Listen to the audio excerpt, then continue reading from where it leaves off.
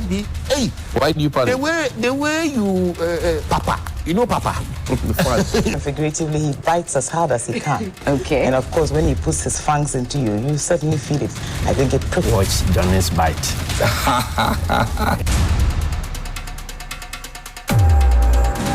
Johnny's Bite. Johnny's Bite on Sunrise. Johnny's Bite. Johnny's Bite on. You know, I've watched you. Sometimes our people disagree with you, but I mean, I understand some of your approach. I mean, sometimes we take a hard bite. It helps us as politicians. Nowadays, when I listen to you, I even panic. Why? Hey, Why do you panic? the way you, Papa, you know Papa. Bismillahir Rahman Rahim. Alhamdulillah Rabbil Alameen. Hasbunallah wa ni'mal wakil. The Lord is my light and my salvation, whom shall I fear? And yea, though I walk through the valley of the shadow of death, I will fear no evil, for you art with me. Thy rod and thy staff, they comfort me. Thou preparest a table before me in the presence of my enemies. You anoint my head with oil. My cup runneth over, and surely goodness and mercy shall follow me all the days of my life. And I will dwell in the house of the Lord forever and ever. Amen. Assalamu alaikum. It's Wednesday. Welcome to Johnny's Bite. And thank you to all who pray for me, especially Doc and Mama on my special day, and all the Wednesday borns who throw in a prayer for me, and everybody else who throw in a prayer for me. I'm grateful. I'm thankful. There's no juju. There's no malam. There's only God. End of story. This morning, I want to make a passionate appeal to the Minister for Health. I want to make a passionate appeal to the President of the Republic. I want to make a passionate appeal to the senior advisor on everything health at the presidency. I want to advise and make a passionate appeal to Dr. Bernard Okoboy of the National Health Insurance Authority. Please put it up there. I saw something yesterday, and I've put it up. I'll put it up again. That if you have a kidney problem and you have to go for dialysis at the Kolebu Teaching Hospital, there's been an over 100% increment in how much you used to pay. Previously, they used to pay 380 cedis per session. And sometimes they had to do 3 sessions. Now they have to pay 765 cedis and 42 pesos per session. So if you don't earn around 6,000, you will die. If you don't earn around 6,000, you die. People will die because of this 100% increment. People will die because of this. The same people that we say we care for, they will die because of this. How we jumped from 380 cedis to 765.42 pesos is a miracle, and it's mind-boggling. And I say people will die because of this. So I'm making a passionate appeal. If we really care about the people, if we really are concerned about the people, there are people who don't drink, there are people who don't smoke, who for some strange reason have kidney issues. A case in point is our colleague here at Media General, Thomas Kana, fantastic Central Regional Correspondent. He doesn't drink, he doesn't smoke, but he has a kidney problem. He has lived with it for years, and he's always happy and grateful to the guys at the Cape Coast Teaching Hospital. He's happy. But 380 cedis, he is employed. Even him, sometimes brothers have to sort out a few things and support him, thanks to the mobile and all others who support. But from 380 to 765.42, man, in this economy, people will die. People will lose their lives. Not to add the conversation that even some of the machines, the renal machines at the Kolebu Teaching Hospital have issues. People will die. I don't want people to die. Mr. President, I'm sure you don't want people to die because you said that you do not know how to bring people back to life, but you know how to bring back the economy to life. You have not brought the economy back to life. Well, people's lives are in your hands now. Don't let them lose it, Mr. President. Good morning to you. Now, take me to Labadi Beach Resort. And yesterday, I got a distress call. Labadi Beach Resort. You remember that the president told the late Ni Kojo Ababio English, the chief of English, the late Dentist Kofi, he was giving a traditional title, Ni Kwaku Okujiaman the First. Ni Kwaku Okujiaman the First. Kwaku because the president is a Wednesday born, and in Ghana we say Kwaku, Ni Kwaku Okujiaman the First. And he made a promise there that he was going to make Accra the cleanest city in Africa by the end of the 4-year period. When the 4-year period ended and we asked questions as to whether Accra had become the cleanest city in Africa, he said it was going to be at the end of his tenure. Next year will be the end of his tenure. So I asked a simple question. Is Accra the cleanest city yet? And each time you raise these conversations, my friends in the MPP will say, oh yes, we have to also talk to the citizens. It's a collaborative effort. I agree. The people have the part to play. But you say leadership is cause, all else is effect. Leadership is cause, all else is effect. Please play the video for me. By the end of the 4 years of my term in office as president, Accra will be the cleanest city in Africa. Into the drains, yes. And one of the promises elections was to make Accra the cleanest city. Yes, and you saw it during the lockdown. Yes.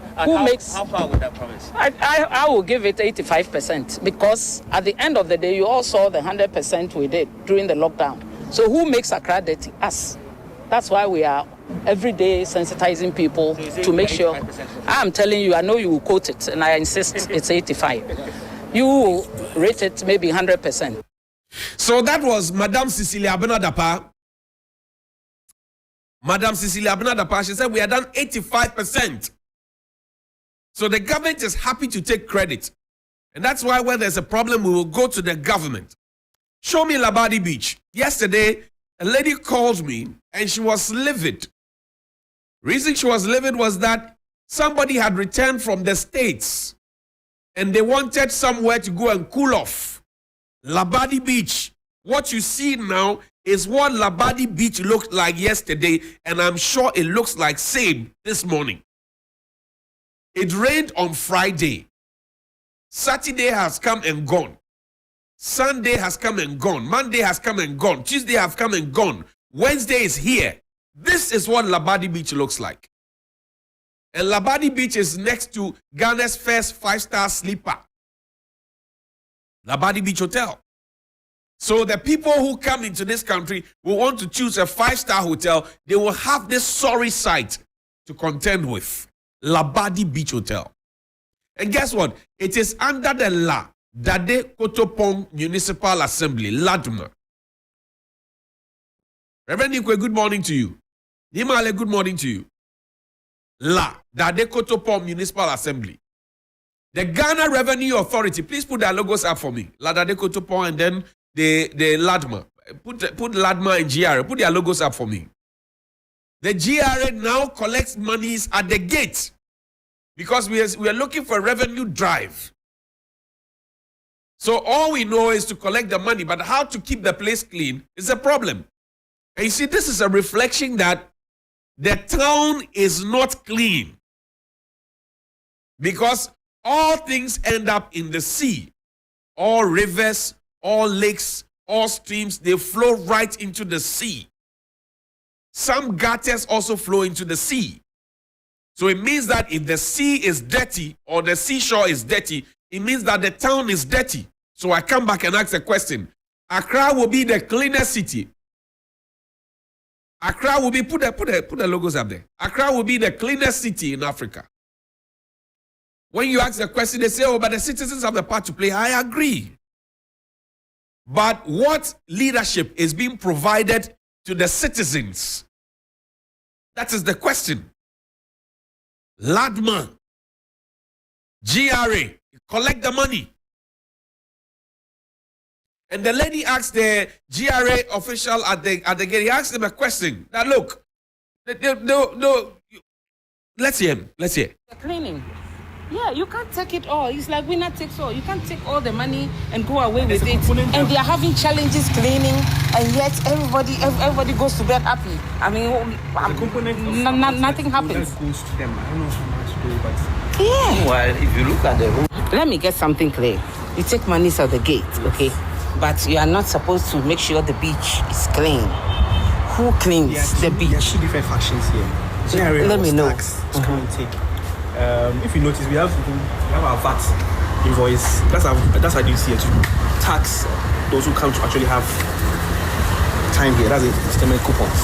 I always say the tax components in here. That's all we do. Then we have the LAGMA community. We're supposed to do the cleaning, Exactly. and they are not cleaning, and yet you're here taking the monies. So now who cleans? I think there should be a misplaced function between LAGMA and GRE or the government. I see a conspiracy. So this is it. So good morning to the folks at Ladma. It rained on Friday. It doesn't make sense that as of Tuesday, we had this at the beach and tourists had to see it, take a video of it and send it to Johnny Hughes. I'm sure that if an official had taken it and sent it, they'll say, oh, he sent this. These are people who have come from outside the country to come and meet with somebody here. And this is what they're seeing. Let's look at something that my brother Salam put up. He's the national organizer of the NPP. In reaction, and he put up a reaction to the occupied Julobi house. I want to remind him something that he said ahead of Occupy Flagstaff House in 2014. Put it up for me. 29 June 2014. He says, on 1st July, kindly join the march to occupy the front lawn of the Flagstaff House to cry to the president that Nkoye, it's a civic duty. It shouldn't always be a political party or the opposition leading agitations for betterment of our lot. Civil revolutions are always the most powerful and effective tools for change. Let's do this for Mother Ghana. The suffering is too much. Spread the word and be there yourself. He has forgotten that he said this. Because if you married this, keep it on the screen. If you married this to what he wrote in the statement that Nkoye, ask him, Nkoye, ask him how protesters were refused the opportunity to even get closer to the traffic light at the Flagstaff House. Yet we allowed McNeil in his boxer shorts with his friends to go into the Jubilee House to record a video with vulgar words at our presidency. He doesn't pay his taxes to us. But we, those who pay our taxes, out of which Salam is paid, my good brother, he's telling us now that the demonstration was much ado about nothing and that we are regurgitating the issues that are already known. But here he is on the 29th of June 2014. He has forgotten. That's why I'm reminding him. What he said, calling our people to come and join the demonstration, not led by a political party, as we saw Occupy Julobi, but led by people who are right in the middle. Martin Kpebu, he supported Akufo-Addo live on TV. I interviewed him in 2016. One of the people who interviewed him. Today, if things are not going well and he says it, people call him all sorts of names, but they've forgotten that some of his followers also voted for Akufo-Addo because he said so. So show this to Salam and tell him that if he has forgotten, we are reminding him. And that he should not let the Atiye give him a referee. He said, Nkoye, it is a civic duty. Today we are performing the civic duty and we are being called names and we are being chased out. He said we should go and occupy the front lawn of the Jubilee House. Today we are not even getting closer. They locked the people up at 37. They pass here, but the same lot want to break the 8. Come to me. Show me Alan Tremantin, President Akufo-Addo, President Kufuor, and Honorable Stanley Ajiri Blank's photo. This photo is iconic. This photo is very iconic. Alan has broken up with the MPP. The MPP wants to break the 8. But it looks like the MPP is fast breaking into 8. or the MPP wants to break at 8, or the MPP wants to break with 8. Listen to me. The MPP wants to break the 8. But it looks like the way the MPP is behaving, they want to break into 8. Or they want to break at 8. Or they want to break with 8. Or they want to break the A. So it's breaking the 8, breaking into 8, breaking at 8, breaking with 8, or breaking the A. Show me the a driver's mate, and I want to let Salam and all those people know how town is hot. Show me. Give me my give me my. There's nothing that you do me that. Give me my self-respect. Give me my self-respect. Give me my self-respect. There's nothing in this. Go back to my mouth. Who can send me out? What stupid boy? You are telling me nonsense. There's nothing. You are telling me nonsense. Me. You don't me two different men. You don't know me. You don't know me. Alaji is fighting over 50 pesos in a trotro. It should tell you that times are hard. Alaji, 50 pesos. Alaji is fighting over 50 pesos in a Trotsky. Times are hard. And times are hard, and sometimes the responses you get from those in authority, it doesn't endanger the kind of confidence that you're looking for. Let's read something from Togbe Afede. What we have inflicted upon ourselves. He had a whole about 28 pages. Yes, the winner take all politics from Togbe Afede. And there's one last video I'll play. Oliver, indulge me. Let's read this together. He said, divisive, tribal, winner takes all politics. Today, everything is seen through political lenses. The anti-nation winner-takes-all brand of politics has politicized development, some tax and duty waivers, award of contracts and appointments, and even recruitment into the security services. It is shocking that even aspirants to the presidency shamelessly advocate for exclusion of non-party members in the award of contracts and jobs, promising same when elected to power.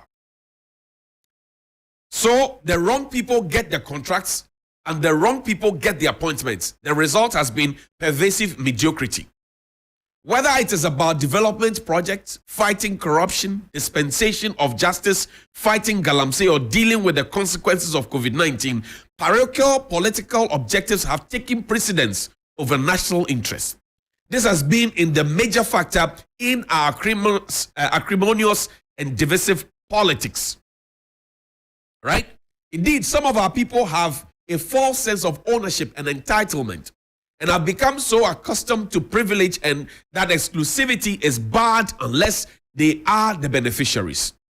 Discrimination has stifled hard work, initiative, and creativity and has prevented the country from benefiting from all the skills and talents available.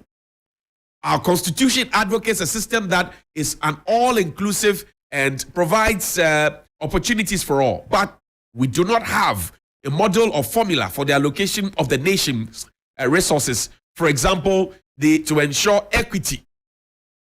Politics has become an end, losing its development objective.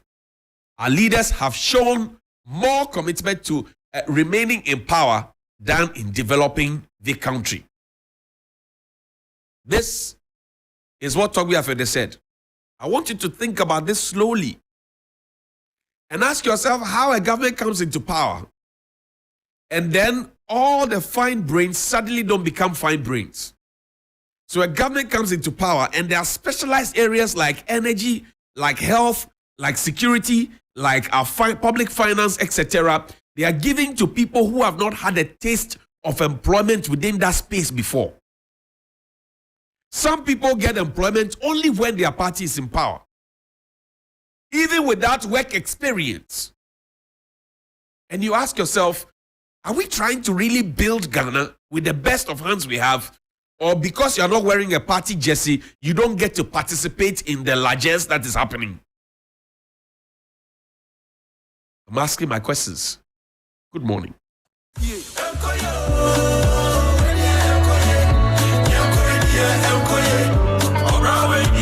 fire.